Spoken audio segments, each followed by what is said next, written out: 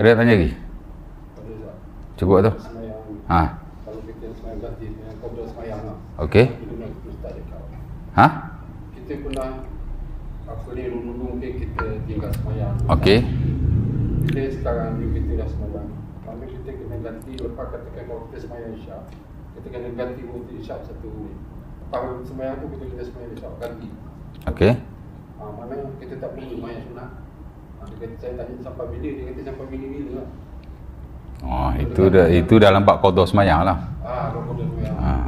Qada semayang majoriti kata memang wajib qada, mana-mana semayang kita tinggalkan. Ya. Ulama sepakat kalau kita tertinggal semayang tanpa sengaja, kita kena semayang. Cuma depa tak sepakat dari sudut istilah. Ada sebahagian kata itu qada, ada sebahagian kata itu bukan qada, tapi itu adab, mana itu tunai, cuma di luar waktunya sebab kita terlupa atau kita tertidur. Ulama sepakat kalau tinggal tak sengaja memang kena qada. Kena semayang lah. Qada ke tunai ke tak kisah, janji semayang tetap kena semayang. Kita tidur pukul 12, jaga-jaga pukul 5, tertidur. Ataupun sibuk sangat terlupa, pukul 5 lah aku tak main sahur lagi. Sepakat ulama kena semayang. Semayang yang tertinggal dengan lupa atau tertidur mesti qada. Sepakatlah.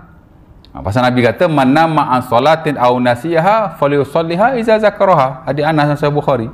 Siapa-siapa yang tertidur daripada solat atau terlupa, maka hendaklah dia semayang bila dia jaga atau dia teringat.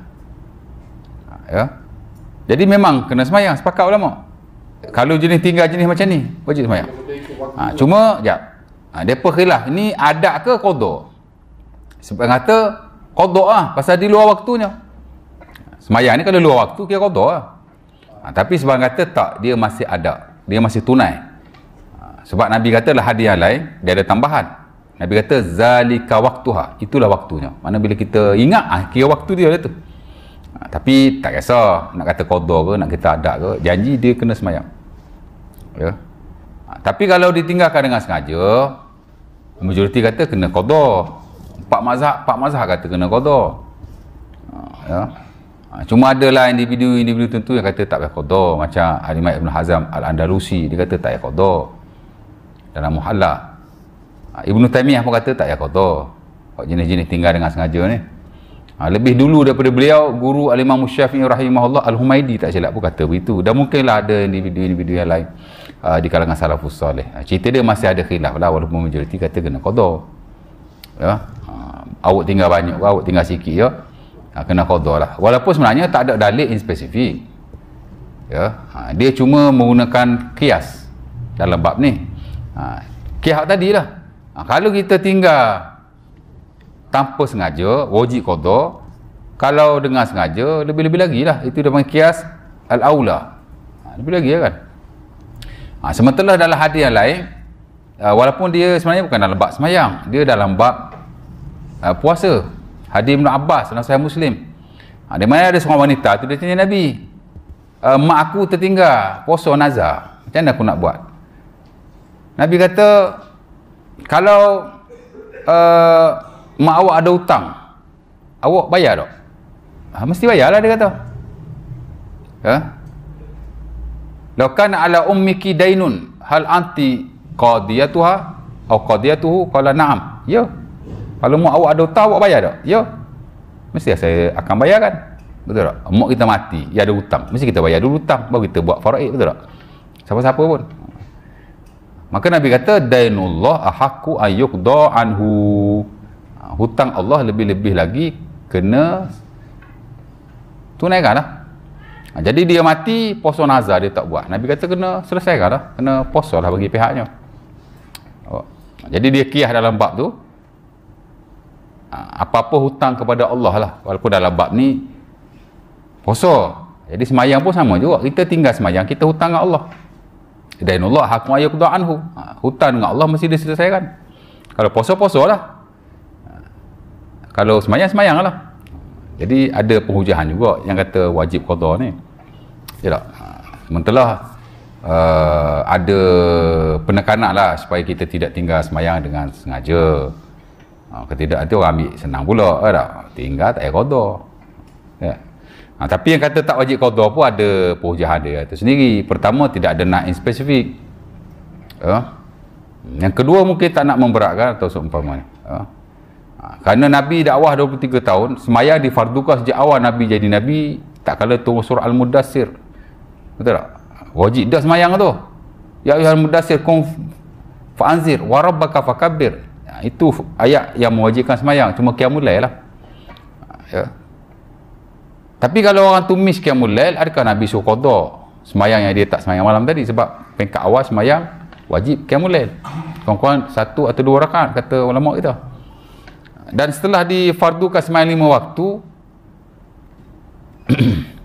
pada malam Isra' Mi'raj tu, tahun ke-8 atau tahun ke-11 Hijriah tu, kenabian tu kan. 1 year after that Nabi hijrah 10 tahun, mana 11 tahun sembahyang fardu 5 waktu dia wajibkan. Banyak kes orang jumpa Nabi nak bertaubat, tapi Nabi tak pernah semak sembahyang mereka, dan Nabi tak pernah memerintahkan supaya mereka mengqada sembahyang mereka yang mereka tinggalkan. Takkan tak ada seorang pun yang tinggal sembahyang sengaja. Sahabat yatafawatuna fi imanihim wa amalihim. Sahabat ni berbeza-beza iman dan amal mereka. Betul tak? Hak nak pergi taubat dengan Nabi, takkan tak ada seorang pun tinggal sembahyang. Nabi tidak mewajibkan mereka untuk ganti apa-apa yang mereka tinggalkan. Jadi nampak macam strong jugalah yang kata tak wajib tu. Ya. Ala kulli hal, kita kata kena qada lah. Cuma cara nak qada tu adalah cadangan-cadangan tertentu, ya. Ada yang kata kalau ada tinggal sembahyang, kita tak boleh sembahyang sunat-sunat yang lain. Pasal fardu dengan sunat mesti dulukan fardu. Betul dah tu. Ya. Betul tak? Awak ada tinggal sembahyang fardu isyak. Dia kata tak boleh sembahyang sunat. Buat fardu dulu. Ya dah, kalau kita tinggal 1-2 waktu, okey dah kan. Tapi kalau dah tinggal 10-20 tahun, sampai bila kita nak miss sembahyang sunat?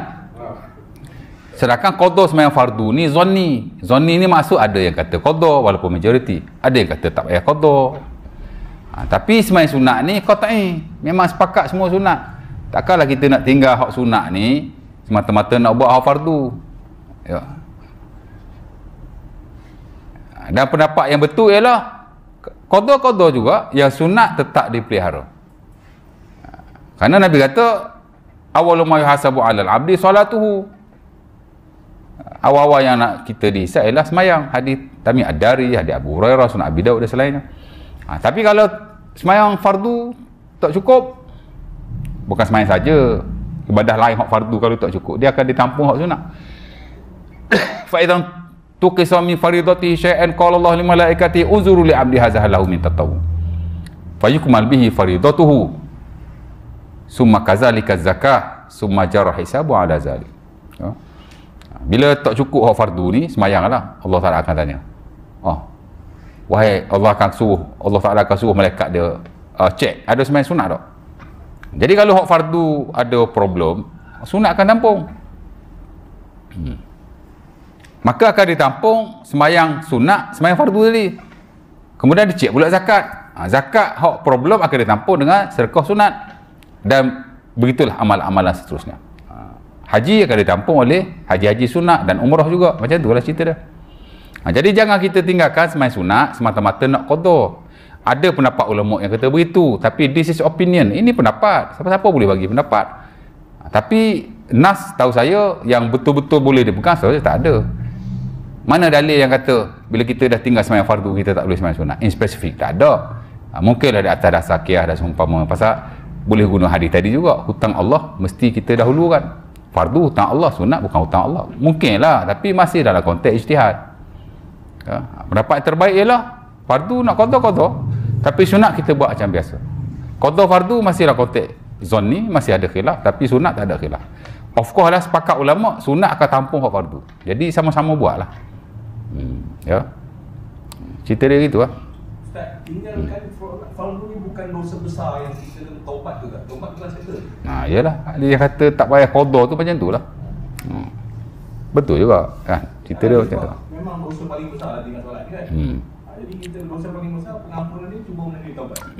Kita taubat. Ya. Itu tak strong lagi. Dia hujah yang strong macam Hanabilah punya hujah lah. Orang tak sembahyang kafir. Betul tak? Bila dia masuk Islam, dia tak qada sembahyang hak dia tinggalkan. Kalau kita nak pakai hujah tinggal semayang tak payah qada, saya ingat itu the strongest evidence. Betul tak? Orang tak semayang, dia keluar dari Islam. Bila dia balik pada Islam, dia kena semayang tak? Kalau dia qada dulu. Tak payah qada. Betul tak? Tapi kita kata benda ni khilaf lah. Memanglah ada lah orang kata taubat sudah memadai. Kalau Saudi, fatwa dia ikut Ibn Taymiyah lah. Taubat nasuha, perbanyakkan ibadah sunnah. Ibnu Utsaimin, Ibnu Baz, kita tengok banyak yang fatwa begitu. Tapi mereka Wahabi, mana boleh pakai. Kita Syafi'i. Aduh, nak saya sebut juga Ibn Baz semua, Ibnu Utsaimin tu Wahabi. Cerita dia macam tu lah. Jadi kita bagi tahu basisnya begitu. Majoriti kata kena qada, ni kata tak payah qada. Soal nak amal tak amal, back to your own knowledge lah, dan keyakinan masing-masing. Ya tak? Ini saya beritahu secara umum saja. Ya. Cakap lebih-lebih Wahabi pula kan.